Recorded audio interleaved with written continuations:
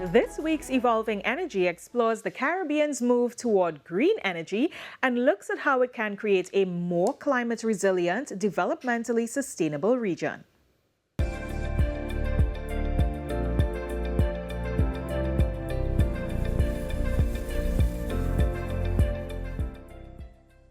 Former Energy Secretary of Panama, Rosalina Lindo Riggs, offered a strong argument for the Latin America and Caribbean region to push towards sustainable development.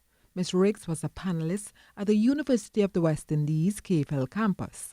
The topic was energy injustice in Latin America and the Caribbean. In the last carbon zero analysis that the UN Environment Program did, it evaluate the potential of savings by implementing a full renewable energy transition in Latin America and the Caribbean. And the potential saving in US dollars is 30,000 million US dollars.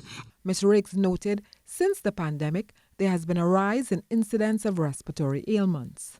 If we are talking about finding resources by saving the health budget, we will find the resources. Also, Dr. Moore said at the beginning of his presentation that the price of electricity is very high. By implementing the energy transition in Latin America and the Caribbean, we can save up to here to 2050 more than 223 billion US dollars. Panama's former energy secretary shared her country's experiences with climate change initiatives. In Panama, we provide $150 million in subsidies for the electricity sector, and we are implementing a new program not to subsidize the electricity, but the families that consume less than 300 kilowatts hour monthly are receiving the solar panel, and we are discounting the subsidy for that family and transforming that to acquire the technology. The average cost of electricity in Latin America and the Caribbean is around 22 cents US. Something that we need to work more on, mainly in the Caribbean zone, is how we are going to enforce and to increase the resiliency of our energy infrastructure. We know that climate change is here. We know that before stabilizing our climate is going to be a little bit harder. Yearly, daily, we are living that.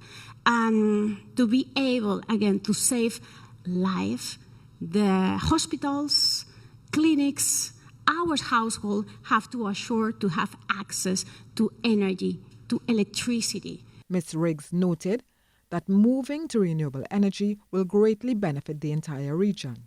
In that evaluation that we did in Carbon Zero study for Latin America, we evaluate and define that Latin America and the Caribbean has to invest more than $300 million to adapt to this new climate scenario. But it's important also to highlight that the benefit of using renewable energy for Latin America and the Caribbean on to 2050, that means more than 800 million US dollars for all of our countries. Panama's former energy secretary stressed the push to climate resilience will affect the very fabric of life across the region.